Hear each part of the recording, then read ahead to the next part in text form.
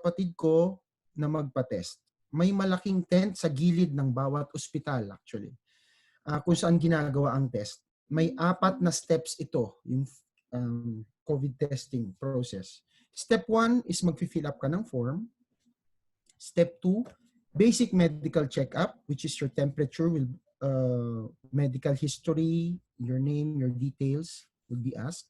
Step 3, administration. Ito po yung assessment ng ospital sa kalagayan based on the nakuhang information dun sa step number 2. No?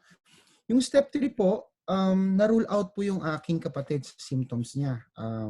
Sinabihan siya ng kailangan lang magpahinga. So, dapat bumalik daw siya kapag lumala ang kanyang condition within 2 days. So, ako po yung umabot sa step 4. So, ako lang po yung sumama sa kanya at ako pa po yung sinwab test and kinunan ako ng specimen mula sa ilong. May mahabang parang cotton buds na ipapasok sa ilong niyo hanggang sa sinus. And medyo masakit po ito. Pagkatapos, inabutan po ako ng doktor ng handout na may pamagat na home care for patients with suspected novel coronavirus 2019 infection pending laboratory test results. Nagtawanan po kaming magkapatid dahil imbis na siya, ako po pala ang posibleng magkaroon ng COVID-19. Huwebes, March 19, nagkalagnat na po ako ng 39.20 degrees. Mas masakit ang kasukasuan at pagod kahit nakahiga lamang. Nag-umpisa na rin ang mala-migraine na pananakit ng aking ulo. Hiniwalay naming lahat ang aking mga gamit, tulugan, kubyertos, plato at iba pa. Sa pangambang posibleng may COVID ako, inassume ko na positibo ako at dumistansya na sa mga bata at ang aking asawa. March 20, Biyernes, pabalik-balik ang lagnat. Nagsimulang bumagsak ang katawan ko. Nanghina na rin ako at yung loob ko na panghinaan na rin ng kaunti at nagkaroon ako ng takot. Sa mga nababasa, napapanood at nakikita ko tungkol sa COVID-19, nagsimula akong mag-alala. Naglaro ang aking isip. Bata pa ako, ang mga anak ko at at kailangan ako ng aking asawa. Paano sila? Hapon na, wala pang tawag ang ospital sa aking results, no? Kasi sabi nila 48 hours and 2 days. So Friday ito. So ako na po ang tumawag pero wala pa daw resulta. Baka sa Lunes pa malalaman. So March 21, nawalan ako ng pang-amoy at panlasa. Wala akong ganang kumain. Sobrang sakit ng buong katawan at lubos na panghihina. Meron din akong lagnat at sakit ng ulo na parang binibiyak. Ito ang peak ng aking sintomas. Pagsapit ng gabi, nakaramdam ako ng paninigit ng dibdib at nahirapan na akong huminga. Isinugod ako ng asawa ko sa ospital. Pero sa ibang ospital na po, hindi na po sa UPAAG. Dali-dali akong inasikaso ng ospital dahil na rin siguro sa pasuray-suray ako at hirap maglakad. Hindi na ako binigyan ng COVID test dahil may pending results pa ako sa kabilang ospital. Gawa ng hirap sa paghinga, kinunan ako ng x-ray. Maya-maya, sinabihan ako ng doktora na may infection daw ako sa baga. May pneumonia po ako. Niresitahan ako ng gamot at sinabihan na dapat akong bumalik agad kung may nararamdaman akong iba. Lalo na kung hirap ako huminga. Marso 22, Sunday na po ito, nakaramdam ako ng terribleng pananakit ng ulo at katawan. Ultimo dulo ng daliri ko sa paa ay masakit. Nagsimula rin akong magsuka, pabalik-balik ang lagnat ko. Pagod na pagod, pero tuloy pa rin ang laban, syempre. Sabi ko, patigasan na lang po kami ng COVID. Matira ang matibay. Huwag lang akong mauuna. March 23, Monday, tinawagan ko ang HUG o ang ospital. Positive daw ako. Ipinaalam ko agad sa buong pamilya. Nagsimula nang mawala ang lagnat ko at medyo mas magaan na ang aking pakiramdam. Lalo akong nabuhayan ng loob. dahil alam kong kasama ko ang Diyos sa aking pinagdadaanan. Sa kinagabihan, patuloy ang pag-ayos ng aking pakiramdam. Nasusuka pa rin ako, pero nahihimasmasan po ako pagkatapos kong sumuka. March 24, Martes, wala na akong lagnat. Normal na ang paghinga at nabawasan na rin po ang pananakit ng aking ulo at katawan. Pero mahina ako at pagod kahit nakahiga. Nanumbalik ng kaunti ang aking panghamoy at panglasa, pero nagkaroon po ako ng diarrhea. Nagsisimula ng bumawi ang aking katawan. March 25, pakiramdam ko ay nakabawi ng aking katawan. Wala nang aking lagnat. Sakit ng ulo, wala na rin. Nabawasan po lalo ang aking panghina at pananakit ng katawan. Sa sumunod pang mga araw, nasa road to recovery na po ako. Patuloy na rin naging positibo ang aking pananaw dahil sa gabay ng Diyos Ama. Sa mga utos ng doktor, sa pagmamahal ng aking pamilya, at sa mga nagdadasal sa aking paggaling, lahat po ito ay naging susi sa aking pagbangon at sa paglaban sa COVID-19. Naisip ko ang COVID-19 ay walang pinipili. Pwede kang madapuan ng sakit at mahawaan ng kahit sino, kahit saan, kahit kailan. Ang solusyon sa pagpigil nito ay self-isolation at quarantine. Kapag may nararamdaman, pumunta lang sa doktor, ospital o sa kahit anong COVID test center. May papel man o wala. Maggagawan ng paraan ang pambayad kahit na walang insurance. Ang importante ay kaligtasan. Sundin ang payo ng doktor. Ang pinaka-importante, huwag pong magpanik. Maging kalmado dahil nervyos po at kaba ang magiging sanhi ng pagpapahamak natin. Okay na po. Yun po aking testimony. Salamat, Tandy, sa iyong for coming out and also for being transparent about your experience going through this COVID-19, the coronavirus. So I think it's very practical for us to understand what to expect if we get the virus, and also the access to the Swiss healthcare system. If we get it, where will we go? So thank you for briefly sharing that part as well. So now I am inviting Dr. Peter Francis Ragandin to share his part as well.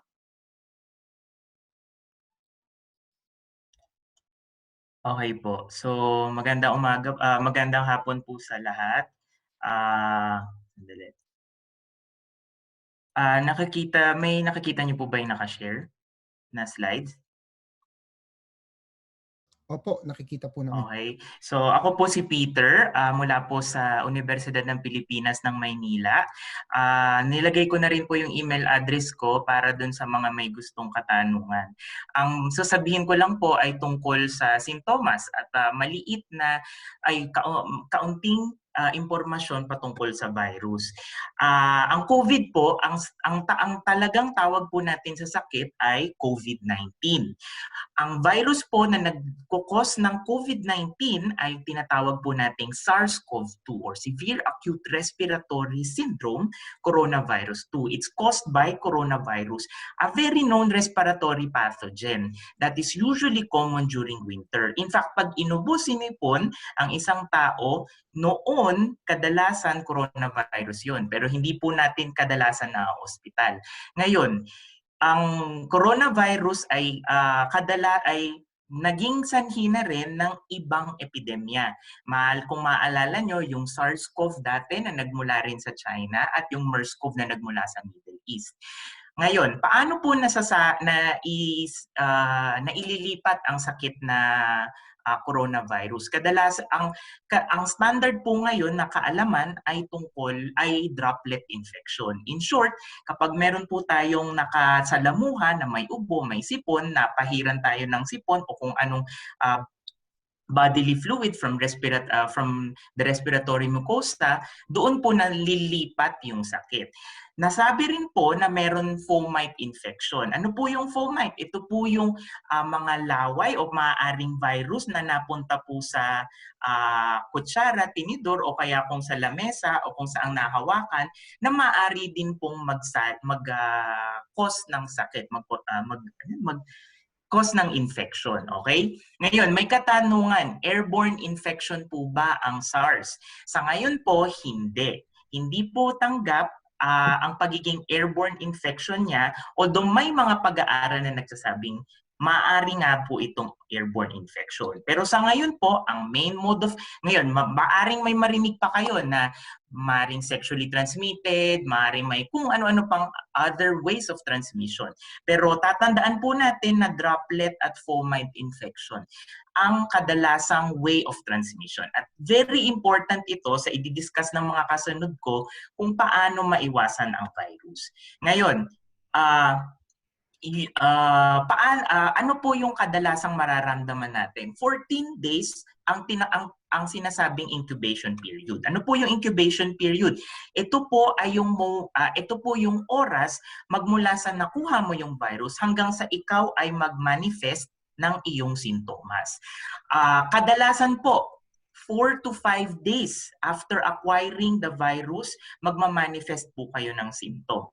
Pero ito po ay ang sinasabi nating kadalasan. Maaari po itong umabot ng 14 days. Kaya po ito po 2 weeks din ang sinasabi nating basihan kung bakit kailangan i-quarantine ang isang taong known exposed sa virus.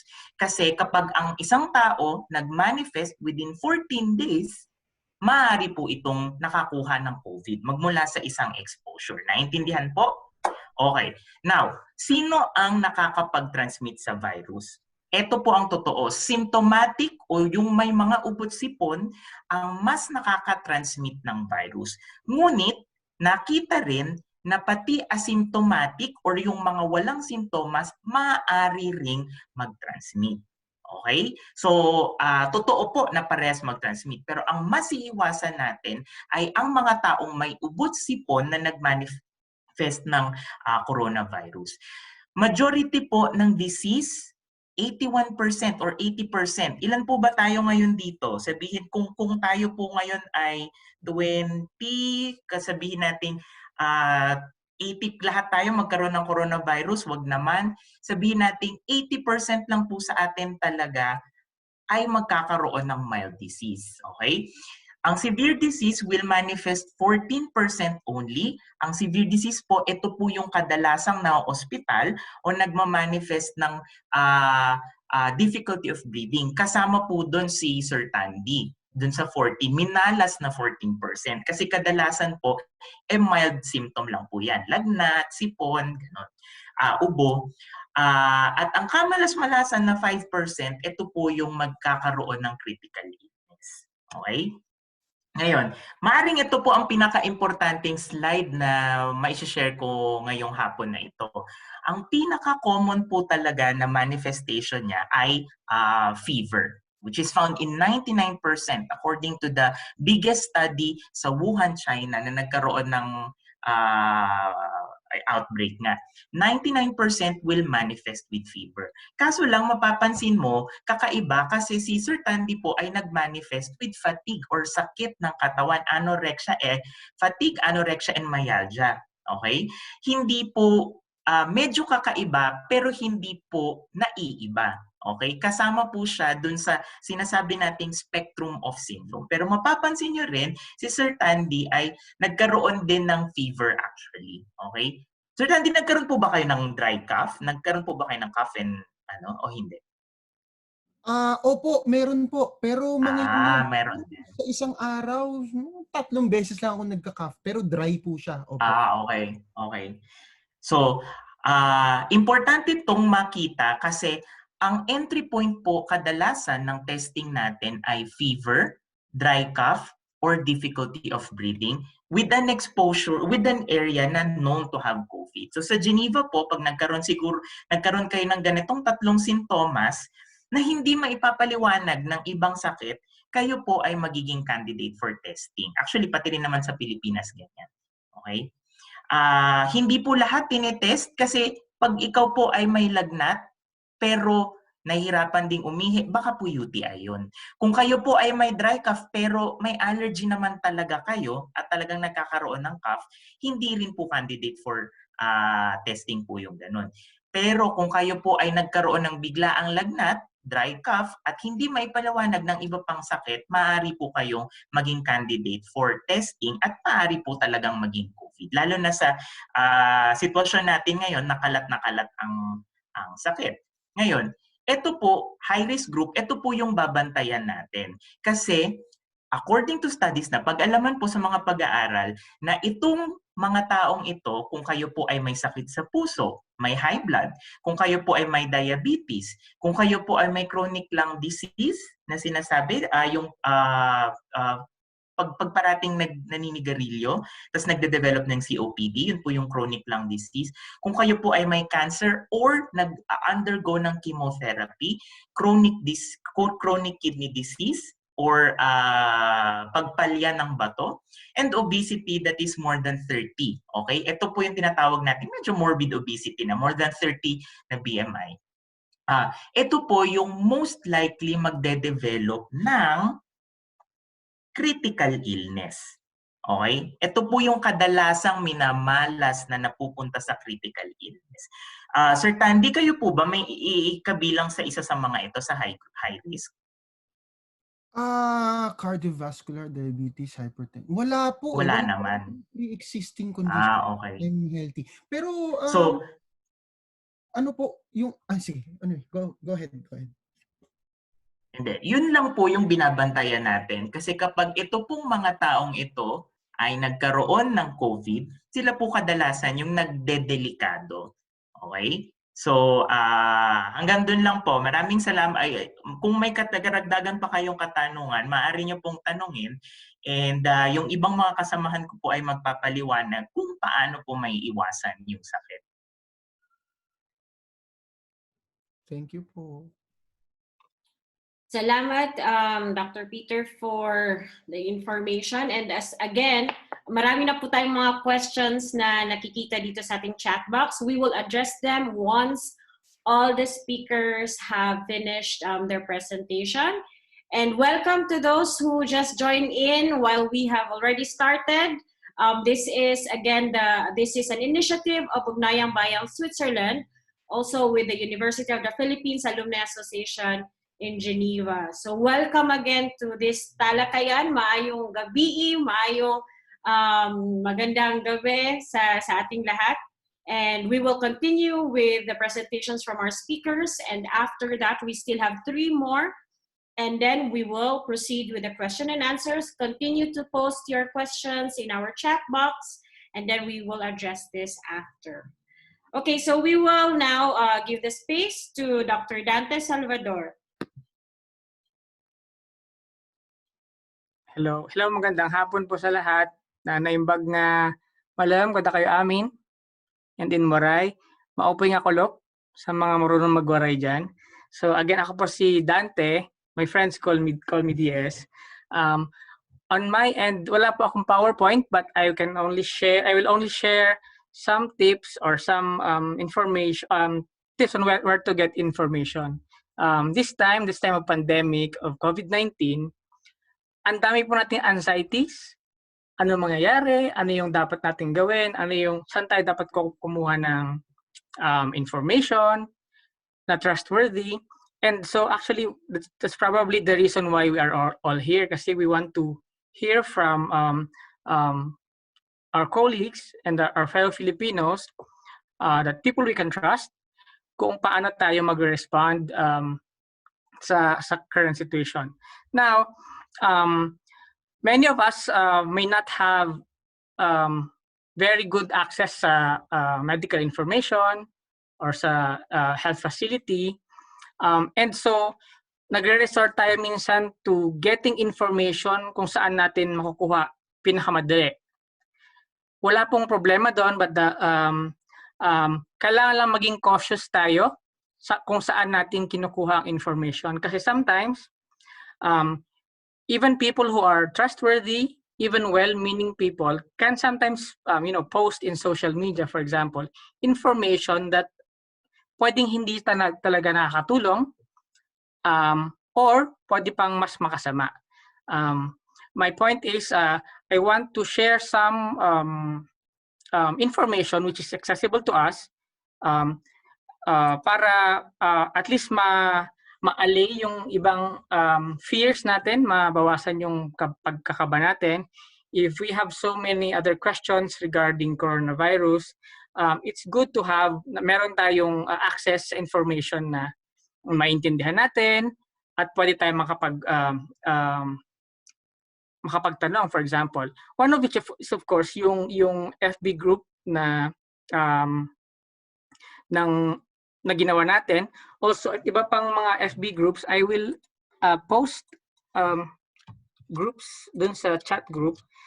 Of course, we have the Philippine Embassy in Switzerland. It's also a good resource, very practical resource for some of the questions we may have. Meron din tayong Facebook group ng Federal Office of Public Health. Actually, this is a very good Facebook group on where to get some tips as well. We also have a website kung ano yung current status ng Switzerland regarding coronavirus, what will happen next, where to get health services. Of course, meron din tayong website from WHO specifically for coronavirus. At meron din tayo, kung meron nag-Twitter sa atin, meron ding Twitter ang mga groups na yan and the websites. So these are some of the sources of information that we can access. It's well and good that meron tayong mga kaibigan nagpo-post ng potentially useful information regarding coronavirus, but I will advise that maging mapagmasid din tayo sa mga sinishare ng iba, lalo na kung yung nag-share ay hindi galing sa medical background. Kasi hindi natin masasabi kung yung sinishare bang information ay talagang effective or totoo. At mas makakatulong tayo in the bigger community if we also stop sharing or resharing information na potentially hindi nakakatulong or pwedeng mas makasama pa. So yun lang. It's a very short, it's not even a presentation, but some tips.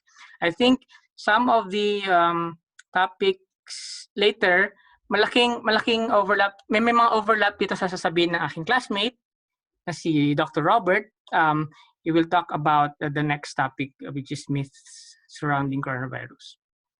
So yun lang po. Salamat, Dr. Dante Salvador. And I think it's really important. Now, where do we get our information and the source, the sources, the resources that are reliable? So thank you for sharing the Facebook group. Then dito sa ating chat box, please check it out for reliable information, especially here related to news or updates in the context of Switzerland. So please check them out as well. And now I'm going to give the space to Dr. Ezra Valido. Unmute. Ako si Ezra. Naimbaga malam and maupay nga kulog or gabi. Pareho kami ni Dante. We worked before sa Samar. That's why we speak a bit of Waray and some Bisaya. I'm an Ilocano from Nueva Vizcaya, so if someone is from North Luzon dyan, naimbaga malam. Yeah. So, yung topic ko po para sa inyo is yung practical tips kung paano may iwasan yung infections. Kasi napaka-importante na maging malusog ngayong panahong ito. Kasi napakadaling makuha ni COVID-19 kapag di tayo na pinoprotektahan yung sarili natin. So share ko lang yung may acronym na ginawa yung Philippine Department of Health. So galing sa Pilipinas to. So madali lang siyang tandaan. So technically, kailangan tandaan hands o kamay. Pero English kasi yung ginawa natin. Tagalog natin yung ginawang acronym ng gobyerno. No? So hands, ang ibig sabihin niya, una, H, wash regularly. Napaka-importante. Hugas tayo. kung napakinggan natin yung diskusyon kanina ni Doc Peter, sabi niya, nakukuha yung infection sa pag-ubo at sa mga fomites or laway. Pero kapag kasi umubo ka or nagkaroon ka na nahulog yung laway mo, nahulog siya sa mga surfaces or sa mga surfaces ng tables, ng chairs, sa tren. Pero paano siya napupunta dun sa baga mo para magkasakit ka ng COVID-19? Di ba? Nangyayari yun dahil yung kamay natin, maaaring mahawakan yung mga surfaces na yun. At kapag nahawakan natin yung mga surfaces na yun, at dahil tao tayo, mahilig tayong maghawak sa ating mga kamay, galing dun sa lamesa, hinawakan mo yung mukha mo, nalipat yung virus papunta dun sa ilong or sa bunganga kung saan nagkaroon ng access yung virus papunta sa baga natin. At doon tayo nagkaroon ng mismong respiratory symptoms na sinasabi kanina ni Doc Peter. Isa sa mga problema namin before even sa Pilipinas, kasi tumutulong din ako dun sa health communication natin sa Pilipinas, is that marami sa atin hindi maintindihan kung bakit ang number one na kailangan nating tandaan kapag pinag-uusapan ng COVID-19 infection ay yung paghuhugas ng kamay at hindi paglalagay ng mask. Kasi di ba, kung isipin naman natin kung ubo galing yung sakit, kailangan ko protektahan yung sarili ko ng mask. Pero hindi natin nakukuha na minsan kapag umubo ka, maaaring yung taong may sakit na umubo ay wala na dun sa lugar. Diba? Pero naiwan yung virus sa lamesa o sa tren at nahawakan natin yun, maaari pa din natin makuha yung virus. Kaya napaka-importante, yung number one na kailangan tandaan para sa protection natin, para sa sarili, hand washing regularly. Pero, kasi ako nagtatrabaho sa lab sa hospital, lagi ako nanghuhugas ng kamay. Mas medyo malamig ngayon, nagiging dry yung balat. At minsan, yun yung ating ayaw kapag lagi tayo naghuhugas ng kamay or naglalaba, naghuhugas ng plato. Di ba? So yung kamay mo magiging dry. Madali lang yung solusyon nun. Kailangan mo lang maglagay ng lotion para manatiling malambot pa din yung kamay. So hindi dapat kumbaga, nakalimutan yung paghuhugas ng kamay dahil una, minsan nakaka-dry siya ng balat. Yun yung kailangan natin tandaan. Number one, hand washing. Number two, dun sa hands, avoid crowds. Nabanggit, di ba, kanina, physical distancing or, nun sa iba, term nila, social distancing. Na kailangan higit 2 metro, layo mo. Usually kasi yung 2 metro, kapag ikaw ay umubo, yung droplets hanggang 1.8 meters ang layo. In a general, on average, ganun kalayo yung tatakbuhin ng droplet. Pero, ito yung importante. Hindi ibig sabihin na kapag pinapractice natin yung physical distancing, wala nang social interaction. No? Hindi na tayo makikiusap sa mga kapitbahay, hindi tayo kakausap ng mga friends, ng kasama niyo sa bahay. Ang importante po ay physical distancing. Magkalayo kayo. Diba? Kaya napaka-importante kapag lumabas tayo ng bahay, pumunta, bumili sa groceries, or naglakad papunta sa parke para magkaroon kayo ng positive attitude kasi ang hirap na naka-lockdown ng 1 buwan, di ba? Wala kang ginagawa, wala kang iisip, lalabas ka, magja-jogging. Kailangan nyo lang i-maintain yung physical distance at least 2 meters from your next individual. At napaka-importante na pinapractice to kahit man-lift yung lockdown. Kumbaga, in-announce naman na kapag nag-open na yung ibang shops, pagpasok nyo pa din sa shops, kailangan nyo pa din i-maintain yung physical distancing. Personally, ako, pumapasok kasi ako sa hospital nga ako. Sumasakay ako sa tren araw-araw. So basically, ang practice ko is, hindi ako makikiupo dun sa katabi at saka sa harap ko sa tren. So basically yun, pinapractice ko na wala akong katabi. Diba? Para meron pa din ako that physical distance when I go. Okay? Pangatlo, hands, letter N. Never cough without a handkerchief or tissue. Basic cough etiquette. Hindi dapat natin kinakalimutan niya kapag umubo ka, hindi pwedeng buga. Ganon, tapos na. Kailangan, sa panahon ngayon, mas kailangan natin maging, kumbaga, considerate dun sa mga kasama natin sa bahay, kasama natin sa tren, kasama natin sa komunidad. Kapag umubo, as much as possible, use your handkerchief. Cover your nose. Okay? Kung wala kayong handkerchief, use your elbows. Malaking bagay yung pag-protect or pag-prevent natin ng pagkalat ng nung droplets natin kapag tayo infected. Kasi di natin alam at the moment kung infected tayo. Pero sa bawat ubo, kapag pinipigilan natin o ginagawa natin yung tamang etiquette sa pag-ubo, madami tayong hindi may infectan na kasama natin sa komunidad. Letter D. Ito, I think, is a myth, pero kailangan discuss na lang ni Robert mamaya. No? Do wear mask, pero meron siyang caveat or meron siyang kasama. Hindi lagi mag-wear ng mask. Wear mask kung may sakit. Kung ikaw ay inuubo. Okay? Or nasa healthcare setting. Or papasok ka sa isang hospital. Okay? Parang yung kwento ni Sir Tandy, kapag sinamahan niya yung kasama niya pumunta ng hospital, yung isa yung may sakit, siya wala, pero papasok ka sa hospital. As much as possible, protect yourselves as well. It would be good, magandang practice na mag-wear kayo ng mask. Now, mag-iba-iba yung protocols as of today on the use of mask sa paglabas sa community. I know Switzerland has their own policy. Robert I do think would know that better. Iba yung policy sa US, iba yung policy sa Asia. Pero sa ngayon, ang pinaka-importante, at least for us, kasi paglabas ko ng Lucerne pa ako na-base, paglabas ko ng Lucerne, wala naka-wear ng mask. Diba? So nahihirapan din ako na kahit gusto ko mag-wear ng mask, maghahanap lang ako ng parang stigma to myself na I'm actually sick.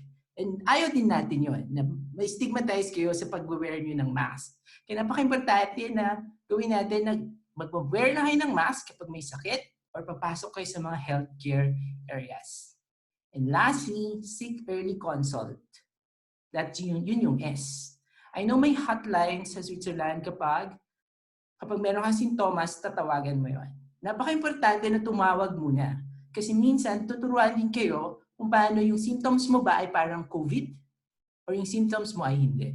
Naintindihan ko din na minsan siguro kapag tumawag kayo sa hotline, hindi sila mag-i-English. So napakahirap niyang gawin. So ang suggestion is really to contact people who are health workers na maaaring makatulong sa inyo kung ito na ba ay isang COVID or hindi. Okay? So yun yung mga practical tips na sinishare sa atin ng DOH. Hands. Ulitin ko po. Hand wash regularly. Second, avoid crowds. Third, never cough without handkerchief or tissue. Ipopost ko po sa chat to. Yung D, do wear mask if sick or healthcare setting, kung nandun po kayo sa hospital. And lastly, seek early consult. And just to add, dun sa 5 binigay ng DOH, what do you do if you're living with someone, kung meron kayong kasama sa bahay, at nandito kayo sa lockdown, di ba? Keep your physical distance.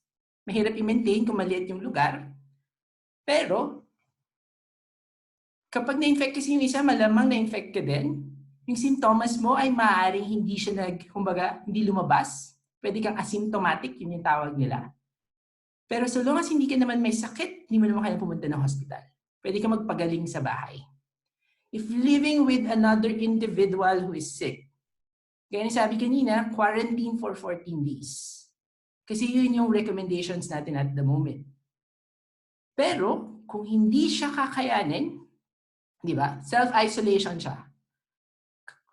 Kapag hindi siya kakayanin, kung maliit yung lugar at walang place to isolate, do the other parts of the hands. Always wash your hands. And the person who is sick, kung sino yung may sakit, naka-wear ng mask. Now, ngayon kasi, ang testing ay yung mga taong may high chances of COVID infection. Pero para sa atin, kasi kung madami kayo sa bahay, at napaka-mild nung symptoms nyo, may fever, or meron kang cough lang, better to wear the mask at home.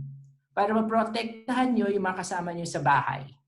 Okay? Mas maganda yung, kumbaga, in infection control, it's better to assume na ikaw ay infected rather than sabihin mong hindi. Para hindi siya kumakalat within the household. And what can you do sa bahay? Kapag lumabas ka, na-expose ka, pagbalik mo sa bahay, anong kailangan gawin? Una, hand washing. As much as possible, change clothes. para hindi kung nakakapit man yung virus sa damit, maaari niyong tanggalin yung damit na yon at hindi niyo ipapasok sa bahay. Tapos, as much as possible, as an addition to hand washing to protect yourself, para protektahan yung sarili niyo, maglinis. It's basic for infection control na maganda dapat yung ventilation sa bahay. Now, ang simple lang gawin nun, open your windows kasi mainit naman sa hapon, I do think. 3 buwan pala ako sa Switzerland, so di ko alam kung paano yung weather during spring really. So, ang advice is to always open the windows para pumasok yung air ventilation from outside para malinis yung hangin. Hindi kulong yung hangin dun sa loob. Kasi kapag yung virus mo, hindi nga siya airborne at the moment, pero pwede siyang kumbaga, yung iba pang problema or iba pang infection that you can get from an unventilated room, at least nawawala yon. Okay? So, itong mga steps na to, pwede natin gawin or kailangan natin tandaan kahit hindi COVID. Pwede siyang gawin na parang on a regular time kasi what we want is to always have that protection from infections. And lastly, siguro na pinaka-importante for me is have a positive attitude. Mental illness, may nabasa ko kagabi, what we feel, ang nararamdaman daw natin kapag nala-lockdown bilang tao, ay parang yung sitwasyon na ikaw ay nagluluksa. So, ang akin, it all begins with your mindset na matatapos din to, na kailangan isipin na meron pupuntahan, mag-open yung mga ibang non-essential shops next week, which I'm excited kasi makakabili na ako ng pang-garden ko. I do think some of you are really as well. Kailangan isipin natin, Pilipino tayo guys. Pilipino po tayo.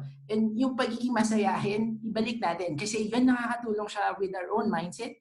And yung COVID, magpapass lang siya. Okay? So, to recuperate lang, kailangan tandaan, hands, I'll post it. Wait lang. Mamaya na naman, ito-type ko pa. So, hands, H, hand wash regularly, avoid crowds, never cough without a handkerchief or tissue, or kumbaga, cough etiquette, kung walang pan-tissue, elbows. D, wear a mask kapag may sakit at kung kayo pupunta sa pumupunta sa isang healthcare setting. At yung pang-5, seek early consult. The moment you have symptoms, try to call a medical personnel or the COVID hotline sa Switzerland. So yun lang, pass ko yung kay Robert for next topic. Okay, thank you, Ezra, for sharing the practical tips to avoid COVID-19. And then we have already questions, and I think you have addressed some of them, especially on the matter of the question about wearing masks. So we will talk more about that in a while as well. So I'm going to give this space now to Dr. Robert Tatanes. Salamat. Nakikita po ba ang presentation? Okay. Opo, nakikita po. Okay. So, magandang hapon po sa inyong lahat. Marahing na hapon sa inyong boss. So, ako naman po from Bicol originally. Sa atin, ako si Dr. Robert Tatanes and I work at WHO. I'm not working specifically on COVID or emergencies, but I do work in non-communicable diseases. Very comprehensive na po yung mga nasabi na ang mga previous speakers regarding the measures we can take on how to keep ourselves safe, keep our families safe, and prevent the spread of the virus. So I'll just quickly discuss then, conscious din tayo sa time. We want to have as much time as possible for question and answers para mas interactive po yung session natin. So I'll just flip through these mythbusters, kumbaga, para lang maibahagi din sa ating mga kababayan, baka hindi pa nakikita yung ibang material nito. So, unang-una po, especially ngayon dahil ang init ng panahon, may mga nagsasabi na baka hindi na ganun kalala ang spread ng virus dahil mas mainit o kaya exposing yourself to higher temperatures or magpapaaraw would prevent the spread of the virus. So, that's actually not proven. Hindi po nakabase sa temperatura, sa ambient temperature ng ating lokasyon kung tayo ay susceptible sa COVID-19 o hindi. Sa Pilipinas po at sa lahat, maraming mga temperate, warm temperate areas na ngayon maraming infection. So that's definite no. Ikalawa po, may mga nagsasabi na dapat buhusan ng alcohol o kaya ng chlorine ang katawan para masiguradong malinis. So hindi rin po ito recommended. Spraying alcohol or chlorine all over your body will not kill the viruses that have already entered your body. More specifically po, in terms of transmission dynamics ng ating infection, ang pinaka-importante po, alam ko, nasabi na kanina, pero ang pinaka-importante po dito ay maghugas ng kamay. Hand washing. Yun lang po talaga ang isa sa pinaka-epektibong magagawa. Next po, meron na po bang kagamutan na specific para sa COVID-19 na makakapatay ng virus? So as of now po, may mga gamot na under investigation, pero wala pa pong gamot as of now. So kung may makikita po kayo sa Facebook, kayo sa social media about certain treatments or certain ways kung paano quote-unquote mapatay ang virus, ay wala pa pong katotohanan na wala pa po sa kanila ang proven scientifically na nakakapatay ng virus. So wag po tayong basta-basta maniniwala sa mga nakikita natin sa online. Ang importante pa rin po ay hand washing. So hand washing. Ulit-ulitin ko lang po yung mga nasabi na before. Next one, taking a hot bath will prevent new infections.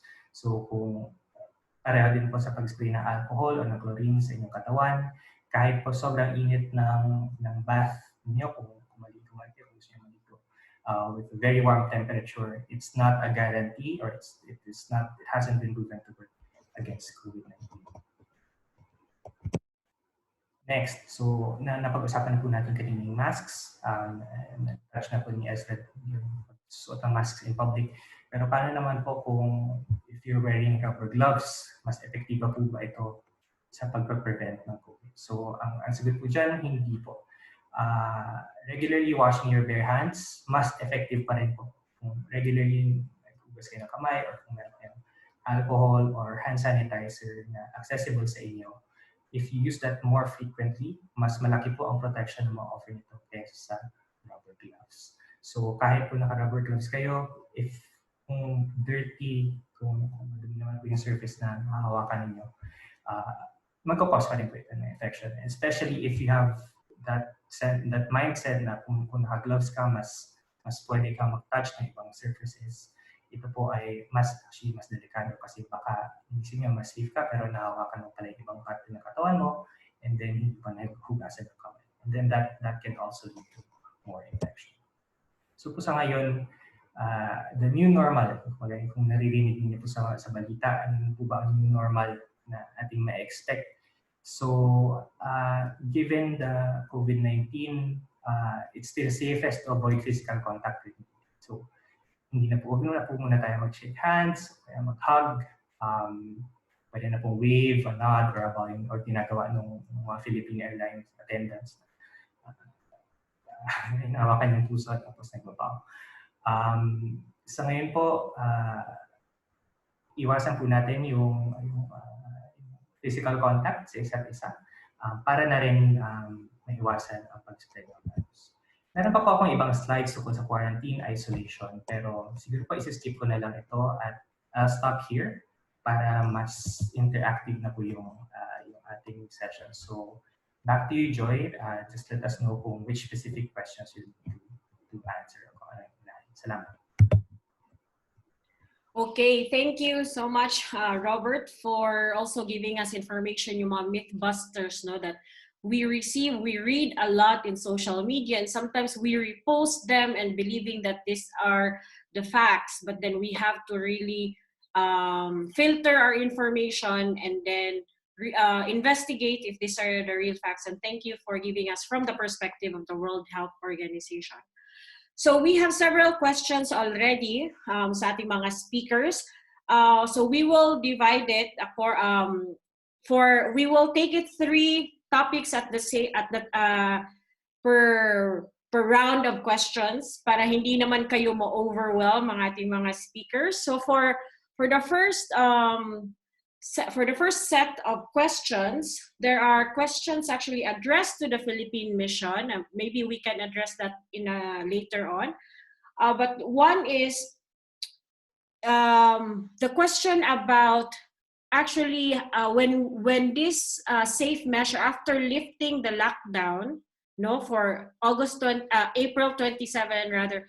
April 27, the economy will start actually recovering, like shops, hair salon or gardening shops will slowly open next week. So they're asking now with this measure, how do we actually make sure that we can prevent the COVID-19? So there is a question about how do we reintegrate ourselves back to the society now that people are actually coming out slowly. So that's one set of question. And also there's a question about masks, which was already addressed.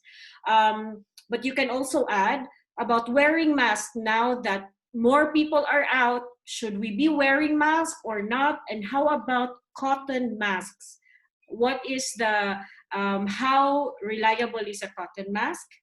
And also there is a question about, does this go against or contradict the experience of East Asia when they are actually wearing masks and they have seen that the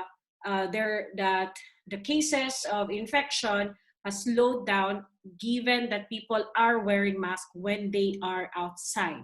So that's one question about going back to the society, to the going out, starting this new different stages after the lockdown. And then the other one is reinfection.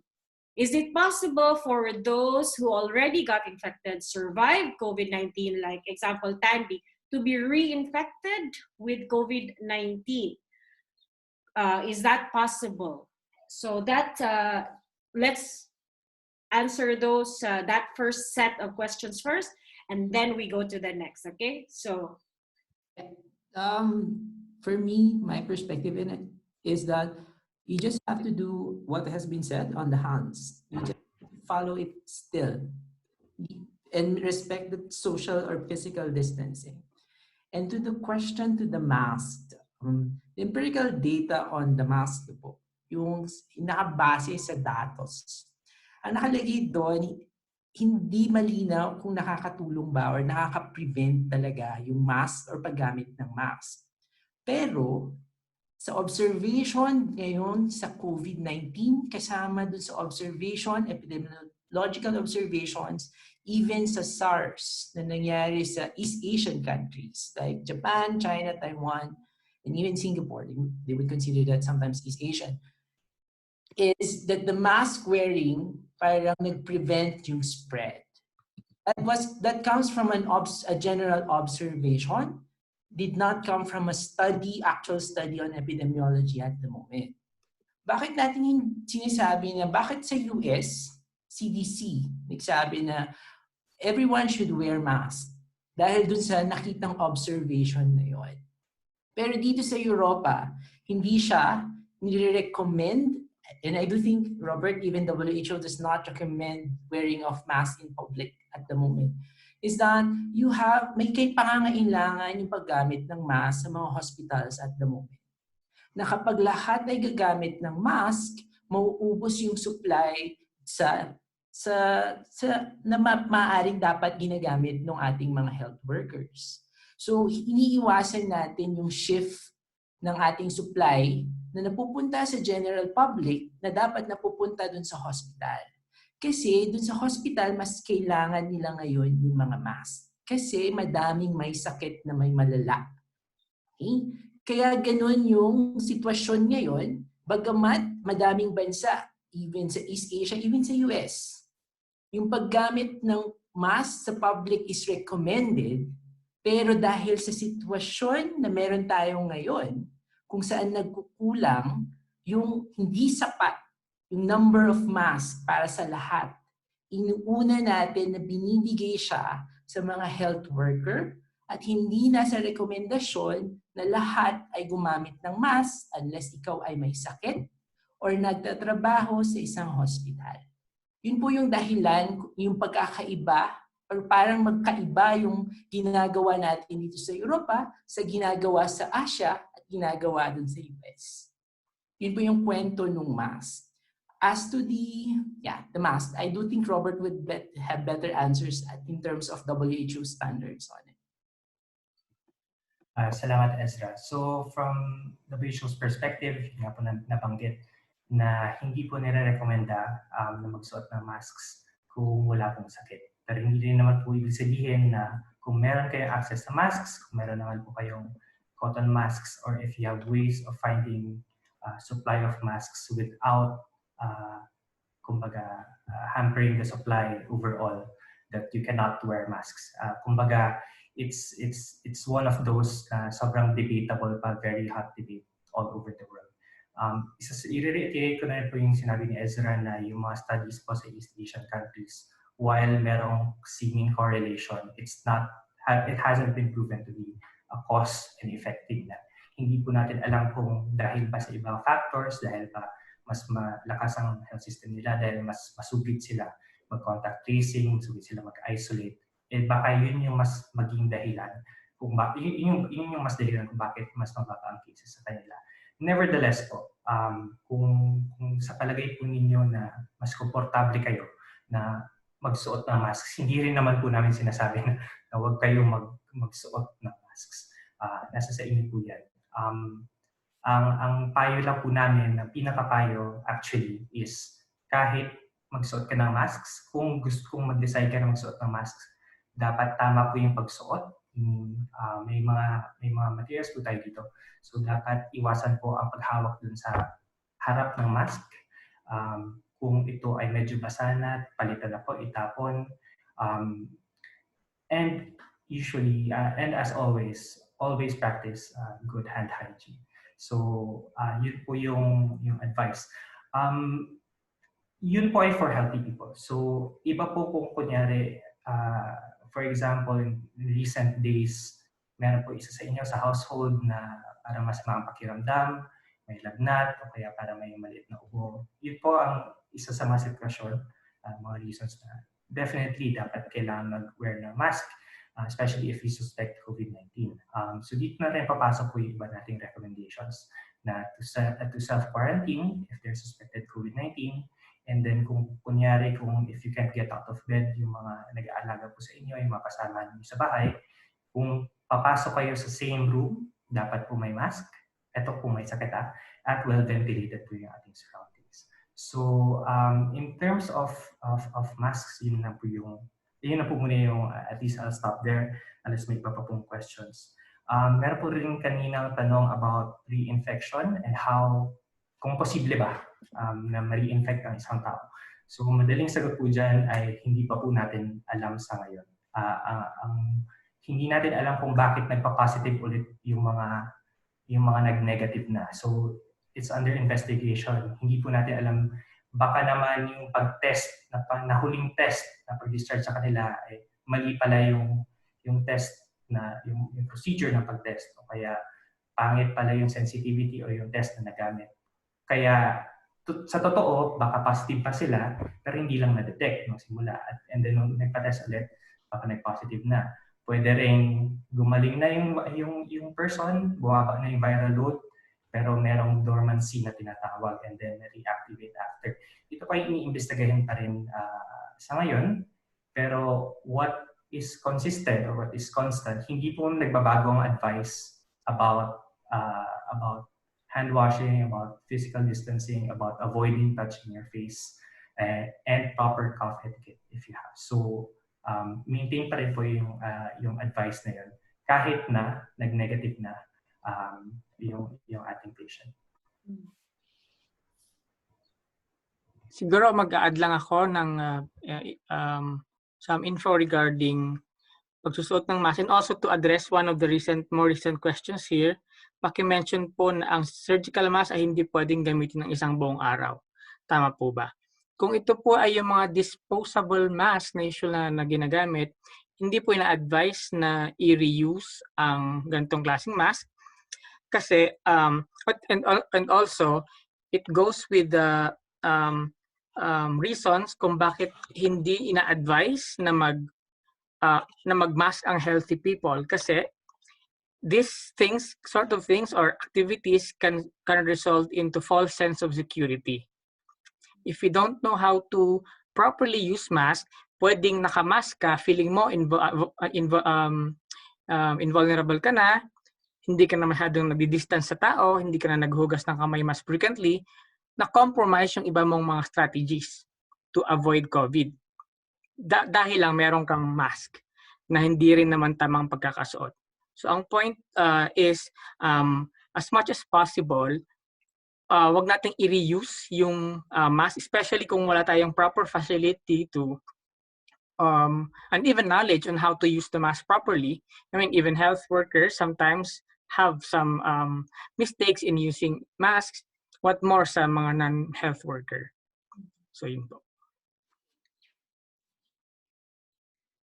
Okay, so kasi may nag-comment na supply pala ang problem. So hindi. Ang i-reiterate ko nga yung sinasabi ni Dante dito that the false sense of security that one may have kapag nagsuot ng mask.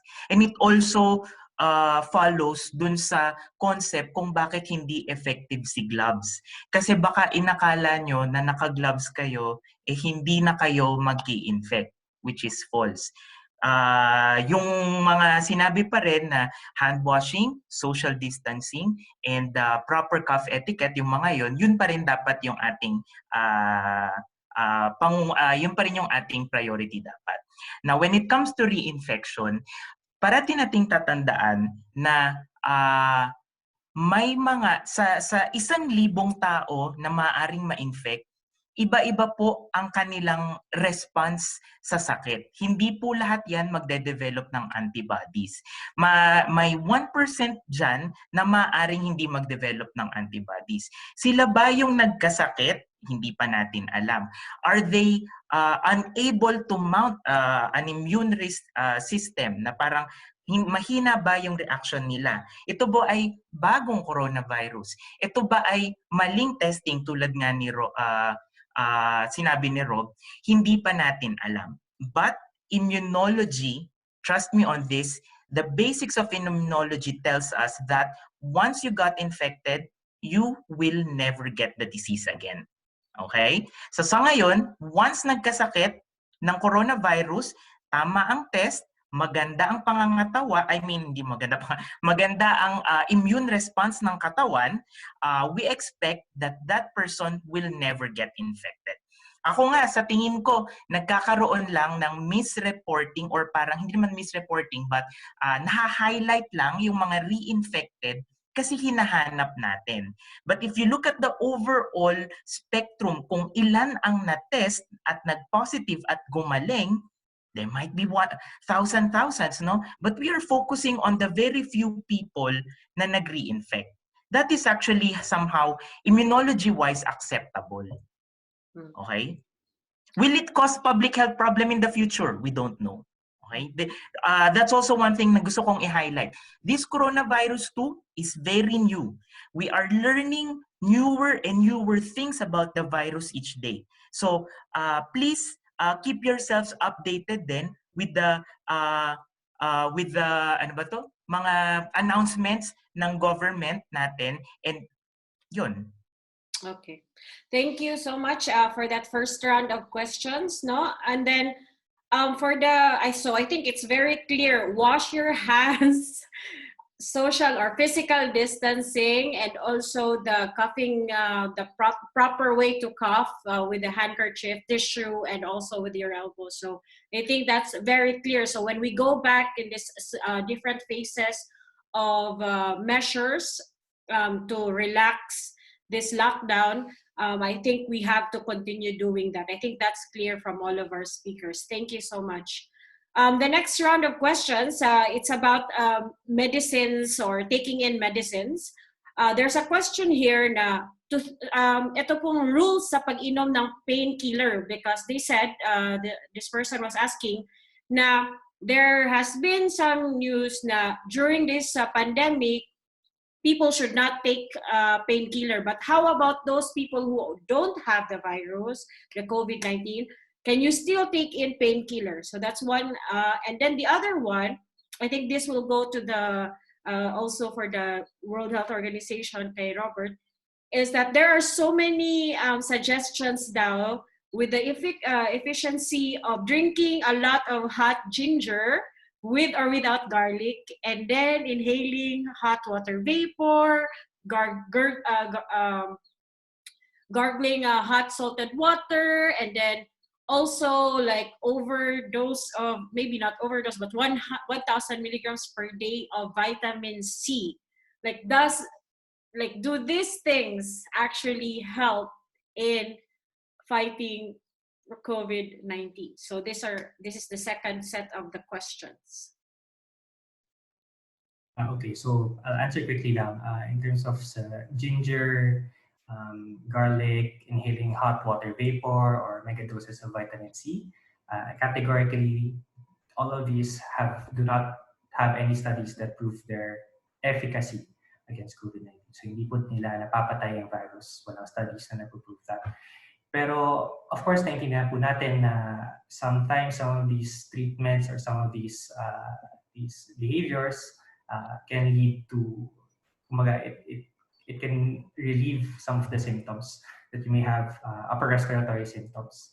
Ang suggestion ko na lang po, kung sa inyo po, kung sa palagay ninyo, kung before na-try nyo na yung pag-inom ng hot ginger at gumanda po yung pakiramdam ninyo for whatever reason, then hindi naman po siguro harmful if you do that, but don't think that it will kill the virus per se. Also, ang iniiwasan po natin dito is yung danger na baka mapaso pa po kayo or ma-injure yung mucosa po ninyo dahil napakainit ng water vapor na in-inhale o kaya may matapon na boiling water. Kung confident po kayo at kaya ninyong magawa ito na hindi natatapon or na may iwasan yung mga dangers na to, personally, I see no problem if it makes you feel better. Pero wag po natin isipin na nakakapatay ito ng virus or it will definitely keep the virus out. So wala pong studies na ganun. Okay. Thank you. And then there's a question about the painkiller. Like, should people who are healthy not take painkiller during the pandemic, even if you don't have the COVID-19? Ang indications for painkiller is kung may sakit kayo na nararamdaman, kung may sakit sa kasukasuan, or kung, for example, if you take Alaxan or Dafalgan for fever, definitely wala pong contraindication to take those medication if you have the indications for those. Hindi rin po natin sinasuggest na kung malusog naman kayo, kung wala naman kayo nararamdaman, to take paracetamol or Dafalgan na mega doses na kumbaga preventive siya for fever. Hindi rin po, wala pong studies na nagsasabi na effective siya against fighting COVID-19. Pero kung meron po kayong sakit, kung may sakit sa katawan, kung may lagnat, kayo, there are no contraindications to take these medications. Okay, thank you. So thank you to our speakers, and again, sorry. Again, we were actually around 63 people here during this time of discussion. So welcome again, and just to say, we aim to finish at 6:30. So we will still accommodate questions. If you have, please type them in the chat box, and then our speakers could also address them. Yes, Ezra. Yeah, because I do think the question on the anti-inflammatory came from a recommendation, I guess in the news as well, na you can't use NSAIDs, so your non-steroidal anti-inflammatory drugs, if you have a COVID, but I do not think that there was a recommendation specifically banning it. Because when I read through it, even CDC allows it, and in UK they don't. So these are some differences of the disease control or measures in that is variable in countries. But I agree with Robert, it does not actually, kumbaga, there are indications for use for these meds, and you can use it if you have that. Pero, kumbaga, do not abuse it because they also have a health side effect, especially if you're using NSAID. Overuse of it would really destroy your kidneys. And in terms of the oranges or the vitamin C's and things like that, there's the basic for that is kasi nakakatulong daw siya sa pag-improve ng immune systems, no? And yung vitamin C kasi pwedeng mataas talaga yung dose mo, pero iniihi mo lang din. So technically, napaka-limited lang yung nakukuha mong vitamin C.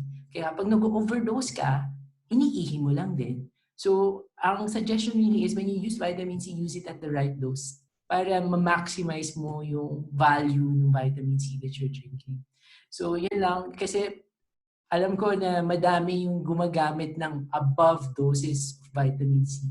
And you don't giving that false sense nga na mas mabisa siya kaysa dun sa normal doses lang. But in truth is, iniihi mo lang yung excess. So might as well use it for another day where you can absorb more of that. So yun lang. Okay. Thank you so much. I think kasi, okay lang ba magdagdag? I think kasi, since we all know that our immune system, ang makakapagpagaling sa atin sa sakit, marami pong gumagamit ng iba't ibang methods on how to boost their immune system. Pero sa pag-aaral po talaga, wala pong isang proven method on how to improve your immune system. Okay? Pero ang maaari nyo lang pong gawin is magkaroon po ng healthy lifestyle. And what are those? Good amount of sleep, eat well, balanced diet. You don't even, baka nga hindi mo pa kailangan ng vitamins. As long as may variety ang kinakain nyo, then that will result to a better immune system. Well-balanced diet, good disposition, all those healthy living lifestyle. Those are the only things that we can do. Because kapag may mga nilalako sa inyo na immune boosters, more or less, wala pa pong pag-aaral yun. So, siguro yun lang po siguro masasabi ko when it comes to immune boosting strategies. Thank you. Thank you also. May add din po ako, no? Regarding sa comment regarding yung mga suggestions regarding sa efficacy of drinking a lot of hot ginger without garlic, water vapor. Going back to my topic kanina, I can assure you that all of these suggestions, hindi nyo po ito makikita sa mga reputable sources kagaya ng WHO, ng Federal Office of Public Health, even Department of Health, dahil wala po itong evidence. So hopefully, dun sa nag-comment kanina, try to look for more reliable sources, and yung mga suggestions po na nabanggit ninyo, we cannot vouch for that kasi wala pong evidence regarding that. Okay, thank you.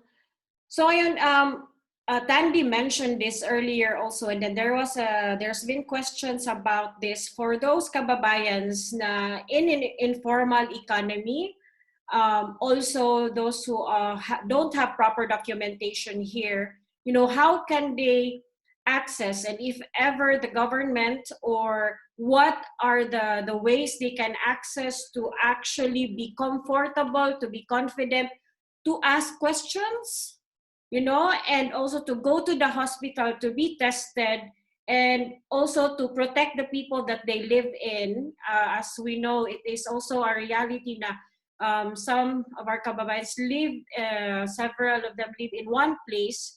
So there is a high tendency of infection also within that space. So how can we, if we can elaborate on that as well, now how can they be confident to actually access the healthcare system and what are the information that they need. So this could also be addressed to our colleagues at the permanent mission. If there are programs within the permanent mission in with the Swiss government in addressing this concern as well. So maybe Kuya Morse or our colleagues from the permanent mission could also share some of the insights or address this. Consul General Or Arnel. Andy, yes. Okay. Joy, salamat si Ernel ito sa Philippine Consulate sa Geneva. Siguro ano rin lang, gusto kong balikan yung sinabi ni Tandy kanina. Importante na ang Pilipino, whether documented o undocumented, may papel man o wala, importante na magpatingin sila sa doktor. Nung nagsisimula itong COVID, nakipag-usap agad kami sa Federal Office at saka sa HUG para tanungin ko ano ang polisiyan nila para sa undocumented workers. At malinaw, hindi sila nagdi-discriminate.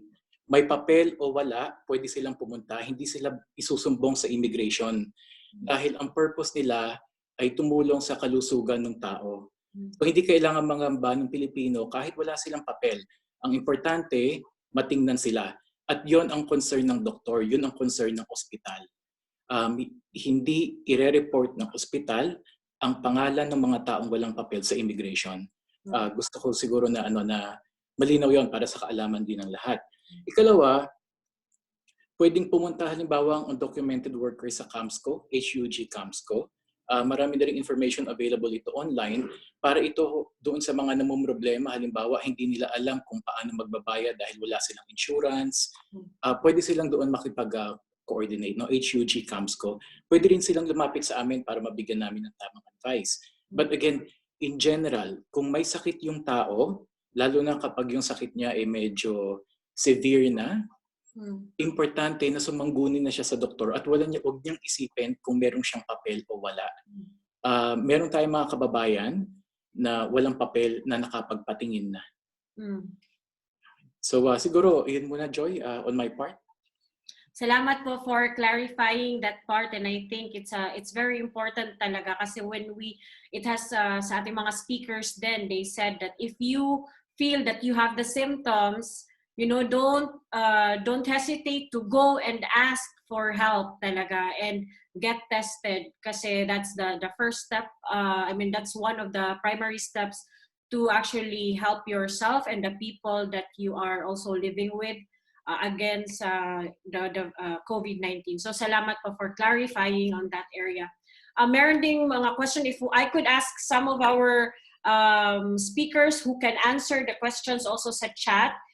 It's like, I think yung isa natin is asking about symptoms. So if one of you could answer this, it's very specific on a person and her or his symptoms. That would be great. Just also being mindful now, we have 10 minutes to go before we are closing this time, no? So, Kuya Morse, are you still there?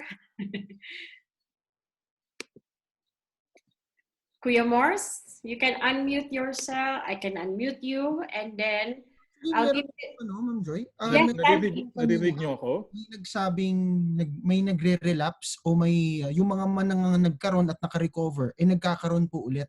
Sa mga doctors natin, can we clarify this? You mean yung reinfection? So yun nga, tulad nung sinabi ko, in a certain big population who are infected, not everyone will mount the similar immune responses. Some of them will mount good immune responses. Some of them will mount mediocre immune responses. At a small portion of that, wala talagang immune response. So maybe those are the subset of group na nagkakaroon ng sinasabi nating relapse. There's also a possibility ng sinasabi nga ni Rob na latent infection. That is also a possibility. And a remote possibility also, but not unlikely, na pwedeng panibagong coronavirus.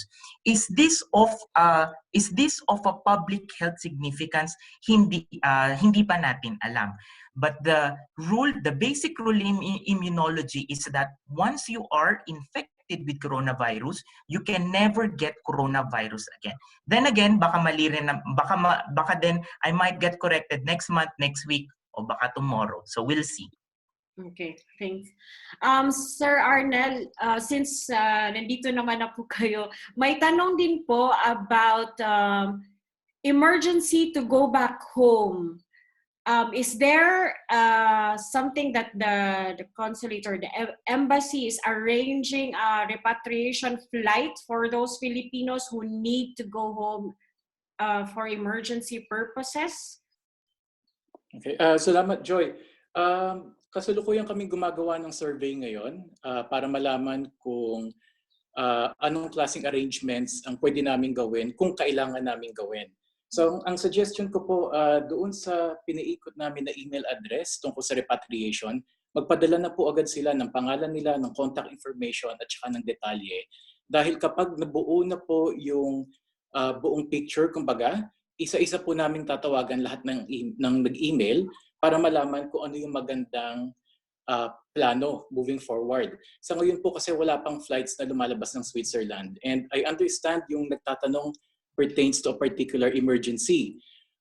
Maganda rin pong malaman namin, siguro offline na lang, one-on-one, kung anong klaseng emergency ito. Dahil sa kasalukuyan, under the ECQ sa Pilipinas, even assuming na meron tayong eroplanong lalabas ng Europe, pagdating ng Pilipinas, magkakaroon din po ng 14-day quarantine. So kung anong klaseng emergency iyon, siguro may epekto doon sa mandatory 14-day quarantine. Kailangan po nating tandaan kasi na posibleng negatibo ako dito at hihingi po ang DOH ng karampatang dokumento. Posibleng halimbawa dahil ito ay eroplano, meron akong encounters doon sa mga transit points. At pagdating ko ng Pilipinas, doon ako magkaroon ng symptoms. Posible pong mangyari iyon. Kaya kailangan ng 14-day quarantine sa ngayon. Pero dahil pabago-bago pa po ang sitwasyon, ang suggestion namin, lagi lang pong bisitahin yung Facebook page ng Philippine Mission kasi lagi kami naglalabas ng update. At sa ngayon, ang gusto naming malaman, survey pa lang po, meron ng mga nag-email sa amin at hinihikayat po namin yung mga lalo ng apektado, nawalan na ng trabaho, ayaw na nilang magstay dito sa Switzerland, nag-aalala sila sa pamilya nila sa Pilipinas at gusto nilang makabalik, mag-email na po ngayon. Tapos, Joy, siguro total nandito na rin naman ako. Sagutin ko na rin yung isang tanong na nakita ko doon sa chat bago tayo magtapos. May isang tanong tungkol doon sa isang certification na nagsasabi kung ang isang tao ay negative para makatulong sa pagkakaroon ulit nila ng trabaho. Nung kinausap po namin ang FOPH at ang HUG, meron po kasing levels ngayon ng testing. I'm sure familiar na po ang karamihan sa inyo dito at tulad din sinabi ng mga doktor natin, hindi lahat sa ngayon ay tinetest. Ngayon, kung ako ay nagkasakit pero mild pa ang symptoms ko, hindi pa ako nahihirapang huminga, posibleng hindi ako i-test. Kung magkakaroon ng negative certification, ibig sabihin kailangang magkaroon ng test. Wala pa po tayo sa stage na yon sa ngayon dito sa Switzerland. Pero in case meron pong updates, maglalabas agad kami ng updates sa Facebook page namin. Salamat, Joy. Salamat po, Sir Arnel, for giving us those helpful information sa ating mga kababayan dito na are also asking those sa kanilang situation right now. So ngayon, bibigay ko yung floor kay Kuya Morse for more information din. Siguro yung mga kababayan natin na may questions kasi after yung survey natin ng impact ng COVID sa community natin where we had 83 respondents and we gathered na more than 40% yung nag-reply at least wala ng trabaho, wala ng income.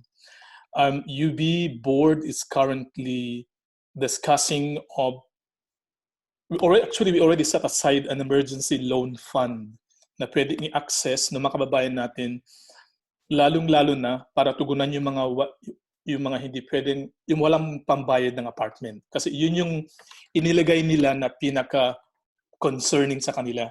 Hindi yung pagkain, pero kasi ang alam ko, within our Filipino community, we can easily get support from other association. Alam ko may mga association na tayo nagbibigay niyan. Pero ang sabi nila, ang pinaka-concern nila ngayon is yung pagbabayad nila ng apartment, lalo na kung hindi pa sila makapagtrabaho within the next 2-3 months. It's gonna be a concern for them. So yun, bibigyan namin yun ng tugon sa UB board. We already set aside a fund to that. We might have to ask for additional support. Depende kasi sa sa need, sa request. Hindi ganun kalakihan yung pondo natin. So, but we will do our best to respond to that need at least. May mga question, and I think I would love to have, kung nandito si Ate Chief, yung ating labor attaché, kasi may mga nagtatanong tungkol sa yung support ng OWA sa ating Filipino community. I thought it would be good as well to to already get a first-hand update information on this one. Kasi ang alam ko may mga kababayan tayo dun sa ating na survey, marami sa kanila ang member ng OWA. And I think they are also counting on that support. Ang pwedeng support na maibigay ng OWA sa ngayon ay sa mga affected ng COVID. They will give a $200 support. Unfortunately, wala tayong welfare officer, walang OWA welfare officer dito sa ating sa Switzerland. So ang mangyari dyan is request na lang sa amin, possibly siguro one of us will advance the money and then magpa-refund na lang kami or i-forward namin sa OWA ang request. Pero ang polo mismo, we have a financial assistance to those who lost their jobs because of the pandemic. If you lost your job because you got sick or you lost your job simply because no work, no pay ka, you're very welcome to access the support. It's only $200 per head. It's a one-time assistance, but it only will be given to those who are OWA members. Meron din siya. Actually, qualified din ang mga documented, pero ang pakiusap nga namin, because we have limited slots, unahin muna natin ang mga undocumented na OWA members because they're the ones who need support more. So what they will do is they will submit to us proof of employment. Yung OWA memberships, may may form na i-fill out sila, sabihin lang nila kung OWA member sila. We have a way of checking that. And we will know kung active pa sila. And then proof na nawalan sila ng work. Even a text message or an email will do. Ngayon, kung wala pa rin silang ibang proof, tatanggapin namin ang self-declaration with an interview. Self-declaration na mainly, ikaw ang magsasabi na I lost my job. But again, we will subject you to interview para ma-validate ang claim mo na ikaw ay nawalan ng trabaho because of COVID. Okay. Salamat.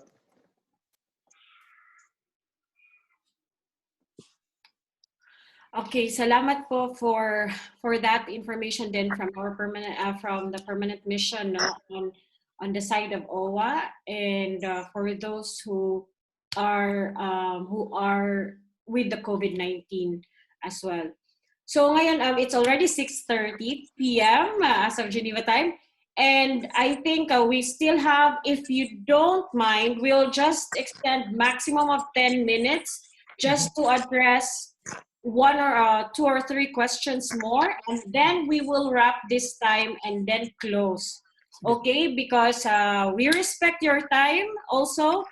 And so we will just address some questions. There has been people raising their hands. So we will extend 10 minutes and then we close. Okay, so thank you so much. I will okay, so we go first to Sir Arnel and then we will have Raymond after Sir Arnel. Okay. Thank you, Joy. Hindi ito question, isa lang paalala na alinsunod doon sa inilabas na announcement ng Switzerland. Magsisimula na po uling bumalik sa magkakaroon na ulit kami ng consular operation. Simula sa susunod na Lunes, hindi po bukas, but sa April 27. Pero para mapatupad yung social distancing na kailangan, sa ngayon po by appointment pa lang. Marami na kaming nakuhang request for appointment at isa-isa po namin silang tatawagan para ma-confirm. At hinihikayat po namin yung mga kababayan natin, kung hindi naman urgent yung pangangailangan ninyo, baka pwedeng ipagpaliban niyo po muna yung pakikipag-appointment para mas sigurong mas ligtas na, mas angkop na sa sitwasyon bago tayo lumabas ng bahay. So, but as it is, kung kailangan nyo na po pumunta, well and good. Kung emergency yan, lalo na kung bawa namatayan o mga instances ng violence against women and children, tumawag lang po kayo sa hotline kahit walang appointment. But simula sa April 27, Monday, Wednesday, Friday, and may slots po tayo, pumunta lang po kayo sa Facebook page namin para makita nyo yung link kung saan pwedeng kumuha ng appointment. Salamat, Joy.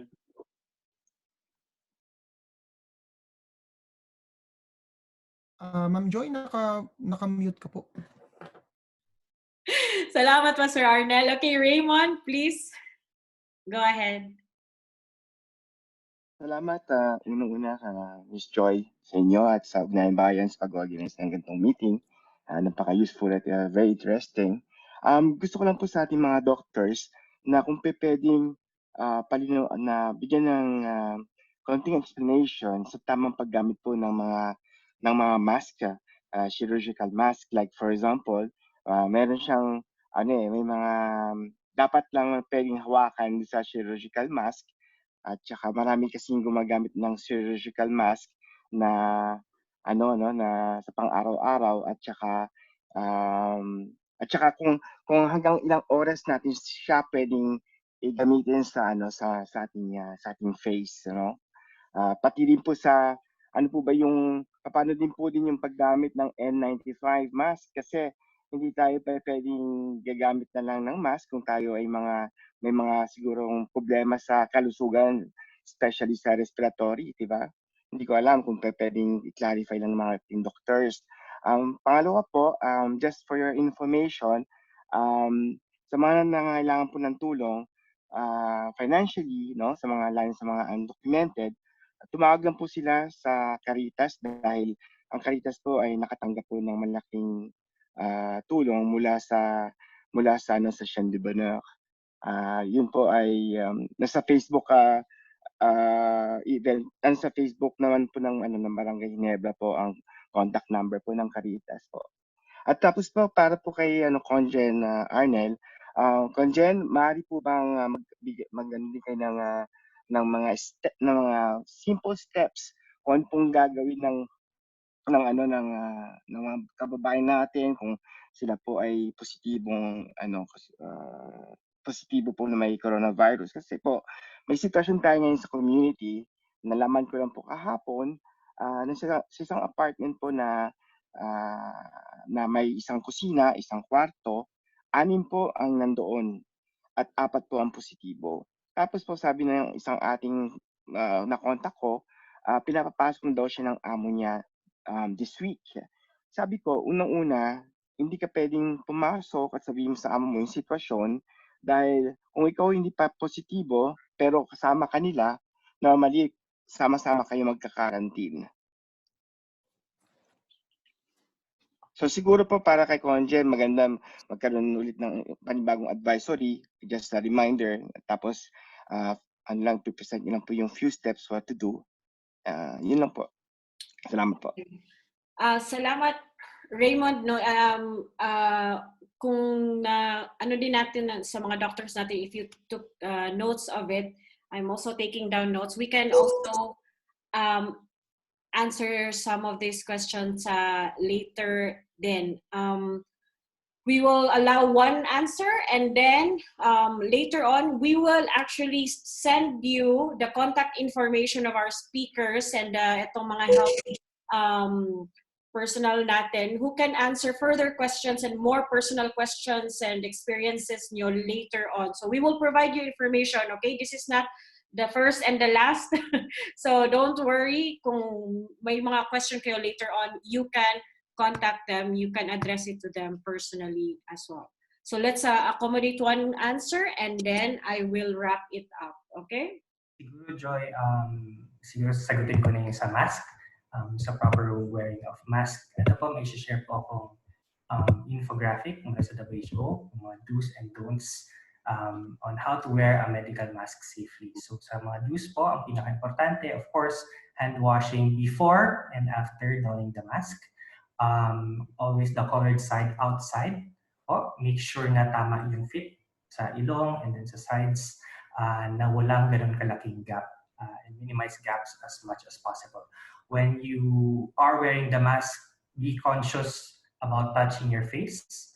Avoid touching your face basically as much as possible. And when you are removing it, remove it from the strings to the side. Huwag na po hahawakan yung harap. And dapat naka-prepare na po yung bin na paglalagyan ninyo ng mask at dapat po ito ay matake. So as much as possible, isipin nyo na po muna yung lugar na pag-disposa ninyo ng mask bago pa po ninyo tanggalin para hindi na natin magkaroon ng chances na mahawakan pa yung harap ng mask na baka infected na. Sa duration po ng kung gaano katagal na pwede isuot ang mask, 1 day po ang recommended, pero if it's damp before that, kumbaga kung naramdaman po ninyo after 3 hours parang masama-sama na po yung mask natin, huwag na po natin ito gamitin dahil ito po ay possible na mag-harbor ng more infections. Pero kung dry naman po siya all throughout the day, then it's okay to use it for the whole day, pero wag na po natin i-reuse ito for the next day. Ano pa po ba? Yung sa questions on N95. Siguro po ang indication for wearing N95 mask is it's mainly reserved for healthcare workers as of now. It's not recommended to be worn by the general public unless meron na kayong dating supply and talagang may kaso ng immunosuppression or talagang talagang mahina po yung immune system ng ating kababayan. So as much as possible, kung hindi naman po talaga ganun ang condition niyo, and if you really are decided on wearing a mask, you can buy the normal surgical mask or you can make your own mask. As long as you practice the do's and don'ts of wearing the mask safely and you're aware of the risks, and of course, always practice hand washing and cough etiquette and physical distancing as well as the other measures that we mentioned. Thank you. Sir Arnel, and then we will close. Thank you, Joy. Tungkol dun sa tanong ni Raymond, siguro gusto ko lang sabihin, and feel free to quote me on this, yung gustong mangyari ng amo is very irresponsible. It will put at risk hindi lang yung kalusugan ng tao, pero yung kalusugan ng amo at kalusugan ng lahat ng taong makakasama nung may COVID, halimbawa sa bus o sa tram. In the past, kapag ganitong mga problema, hindi kami nag-aatubili. Kami mismo ang tumatawag sa employer, kami mismo ang nakikipag-usap. Halimbawa, kinukuha ng employer yung passport niya. Halimbawa, hindi siya pinapasweldohan ng tama. Kami mismo ang tumatawag at kung kinakailangan, sinasama pa namin ang pulis. Depende sa kaso. Sa ganitong pagkakataon, lalo na kung yung mismong kalusugan at kaligtasan ng tao ang nakasalalay, hindi kami mag-aatubiling gawin ulit ito. So Raymond, ang request ko lang, baka pwedeng offline, no? Ibigay mo sa amin yung pangalan, yung contact number ng Pilipino, tapos pwede kaming makipag-ugnayan directly. And tutulong kami kasi this is, again, and you can quote me on this is very irresponsible. Thank you. Okay, thank you so much everyone for your time, for being with us for 1 hour and 40 minutes exactly at this time. At salamat po sa mga tanong at salamat din po sa mga comments na binigay ninyo. We thank our speakers as well for giving us information on understanding COVID-19, giving us reliable, encouraging us to really filter information that we receive or we see or we hear even online in different social media, different platforms, to be sure that we are only reading and also browsing reliable sources online and offline, and also giving us practical tips to avoid COVID-19, especially now starting April 27.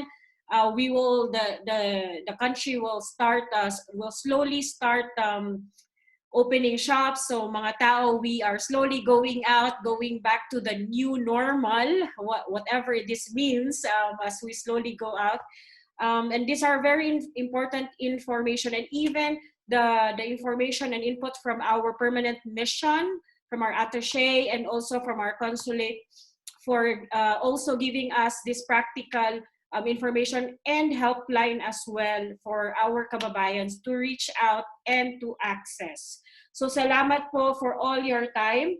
And as we leave, as we close this discussion, this will not be the first and the last. So don't worry, we will continue the discussion. We have a Facebook page, the UB COVID-19 support. So we will post this discussion there in that page. This has been recorded since 5 p.m.